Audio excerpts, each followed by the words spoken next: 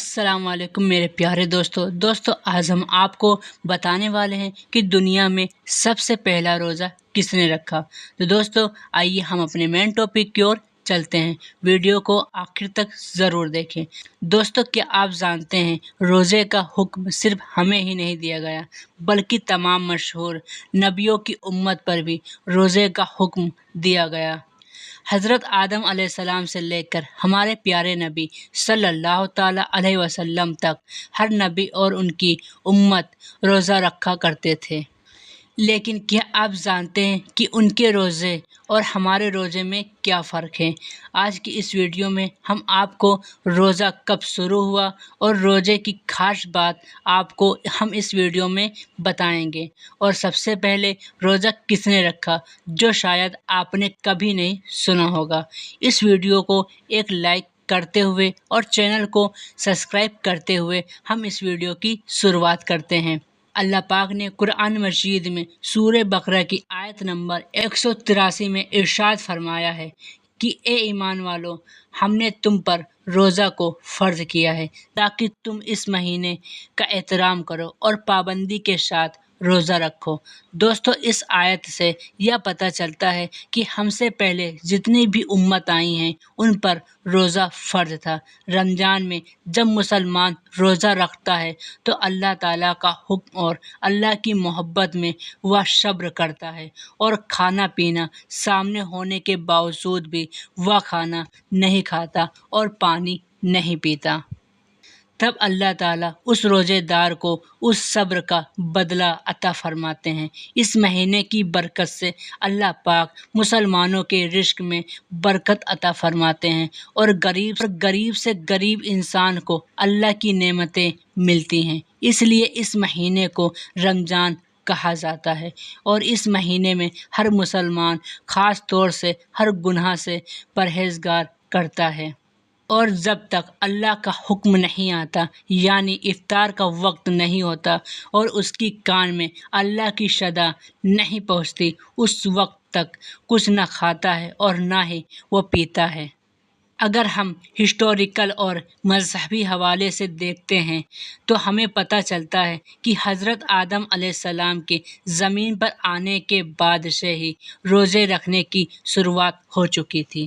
بتایا گیا ہے کہ حضرت آدم علیہ السلام ہر مہینے کے 3 دن روزہ رکھا کرتے تھے۔ ساتھ یہ بھی بتایا گیا ہے کہ حضرت آدم علیہ السلام ان روزوں کو جنت سے زمین پر آنے کے بعد توبہ کے لیے رکھا کرتے تھے۔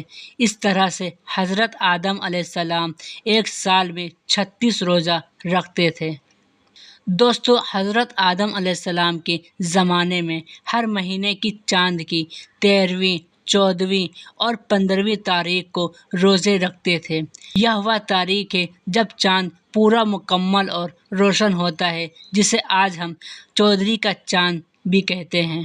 اس کے بعد جب حضرت نوح علیہ السلام کا زمانہ آیا تو انہوں نے بھی حضرت آدم علیہ السلام کی طرح مہینے میں 3 بار روزے رکھے۔ انہی 3 تاریخ پر ان روزوں کو طوفان سے بچنے پر حضرت نوح علیہ السلام نے شکر کا نام دیا۔ حضرت داؤد علیہ السلام کے روزے کا طریقہ حضرت آدم علیہ السلام اور حضرت نوح علیہ السلام سے تھوڑا الگ تھا۔ وہ ایک دن روزہ رکھتے تھے اور ایک دن افطار کرتے تھے۔ اس کے علاوہ حضرت سلیمان علیہ السلام ہر مہینے میں 9 دن روزہ رکھتے تھے اور یہ روزہ مہینے کی شروعات میں 3 دن اور مہینے کے بیچ میں 3 دن اور مہینے کے آخر میں 3 دن رکھا کرتے تھے۔ اس کے علاوہ حضرت ابراہیم علیہ السلام بھی حضرت آدم علیہ السلام کے طریقے کے مطابق روزہ رکھا کرتے تھے۔ ہر مہینے 3 روزہ رکھا کرتے تھے۔ کئی روایت میں یہ بھی ثابت ہے کہ حضرت ابراہیم علیہ السلام پورے مہینے کے روزہ رکھا کرتے تھے۔ حضرت موسیٰ علیہ السلام کے روزے کا طریقہ سب سے الگ تھا۔ حضرت موسیٰ علیہ السلام کو اللہ تعالیٰ نے لگاتار 3 مہینے روزہ رکھنے کا حکم دیا اور ان روزوں کے فضل سے وہ اللہ سے ملاقات کریں گے اور اللہ سے ہم کلام کا شرف حاصل کریں گے۔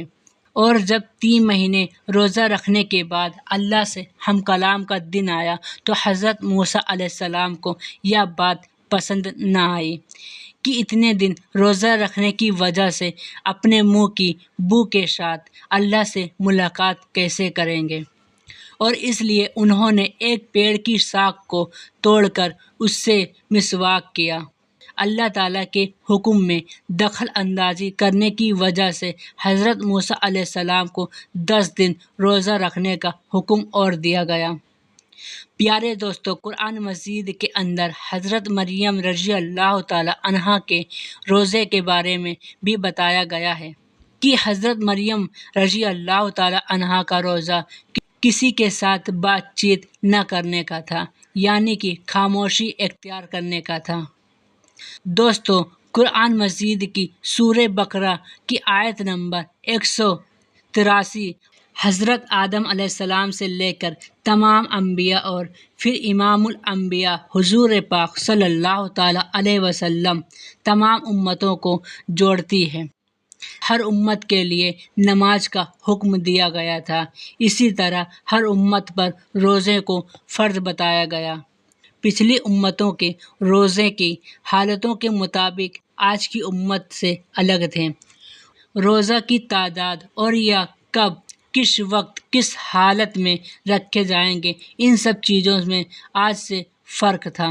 रमज़ान मुबारक के रोज़े दूसरी उम्मत पर फ़र्ज नहीं थे, लेकिन हज़रत मोहम्मद सल्लल्लाहु ताला अलैहि वसल्लम की उम्मत पर रमज़ान के रोज़े हिजरत के 1.5 साल बाद 10 शहबान मुहर्रम सन 2 हिजरी को मदीना मुनव्वरा में फ़र्ज हुए। दोस्तों, अल्लाह तबारक व तआला ने फरमाया कि माह रमज़ान वह महीना है जिसमें कुरान पाक को नाजिल किया गया, यानी उतारा गया, जो लोगों की हिदायत के लिए है। साथ ही साथ फरमाया गया कि तुम में से जो कोई इस महीने को अपनी ज़िंदगी में पाए, उसे इस बरकती महीने में रोज़ा रखना चाहिए। और फरमाया गया, अगर तुम में से कोई बीमार है या सफ़र की हालत में छूट जाए तो वह बाद में रोज़ा को पूरा कर सकता है। दोस्तों, अल्लाह पाक ने हम सब को हर चीज़ में आसानी अता फरमाई है। अल्लाह का इरादा हमारे साथ आसानी रखने का है, सख्ती के साथ नहीं, क्योंकि अल्लाह तबारक व तआला अपने बंदों से बहुत मोहब्बत करता है। इस महीने में हम सब को रोज़ा रखना चाहिए, और अगर कभी कोई रोज़ा किसी वजह से छूट जाता है तो उसे बाद में पूरा कर लेना चाहिए। हमें अल्लाह की इस हिदायत पर शुक्र अदा करना चाहिए। जान लेते हैं कि नबी सल्लल्लाहु ताला अलैहि वसल्लम की उम्मत से पहले या दो नसारा 10 मुहर्रम यानी योम आशूरा का रोज़ा बड़े ही एहतराम के साथ रखा करते थे।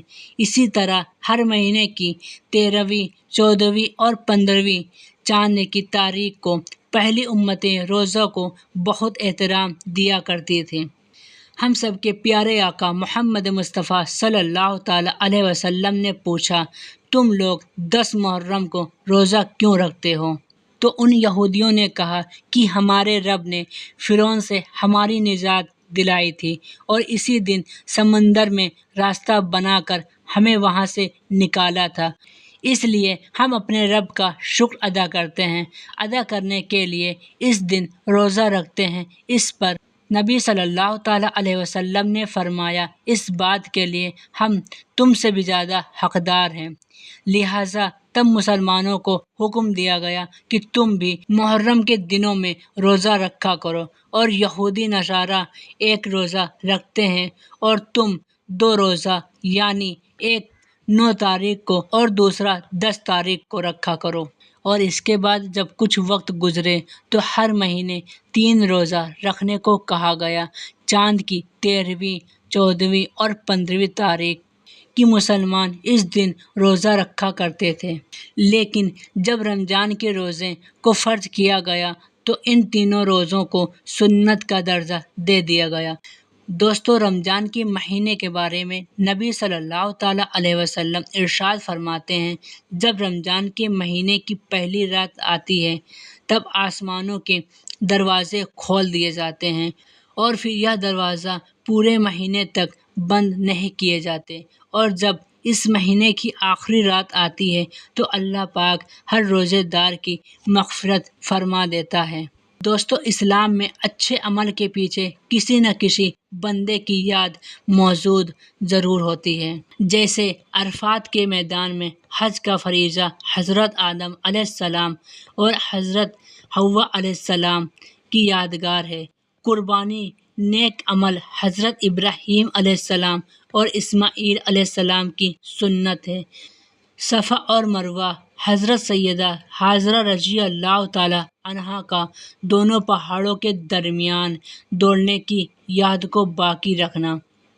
اسی طرح ہمارے رسول صلی اللہ تعالیٰ علیہ وسلم رمضان کے مہینے میں کھانے پینے سے پرہیز کرتے تھے، یعنی ہمارے نبی صلی اللہ تعالیٰ علیہ وسلم نے رمضان شریف میں بھوک اور پیاس میں رہنا پسند فرمایا، تو اللہ تعالیٰ نے بھی روزہ کے لیے ماہ رمضان کو پسند فرمایا اور پورے رمضان شریف کا روزہ ایمان والوں کے لیے فرض کر دیا، تاکہ میرے حبیب مصطفیٰ جان رحمت صلی اللہ تعالیٰ علیہ وسلم کی یادگار باقی رہے، میرے پیارے محبوب صلی اللہ تعالیٰ علیہ وسلم کی سنت قائم رہے۔ روزہ رکھنے کی وجہ سے روزہ دار پرہیزگار اور اللہ کے بہت ہی زیادہ قریب ہو جاتا ہے۔ تو دوستو، اگر آپ کو ہماری یہ ویڈیو پسند آئی ہے تو ہمارے ویڈیو کو ایک لائک کریں، اور اگر آپ نے ہمارے چینل کو سبسکرائب نہیں کیا ہے تو پلیز سبسکرائب کر لیں، تاکہ اگر ہم جب بھی اس طرح کی ویڈیو اپلوڈ کریں تو سب سے پہلے آپ کے پاس پہنچ جائے اور آپ اس سے اسلام کی جانکاری کو حاصل کر سکیں۔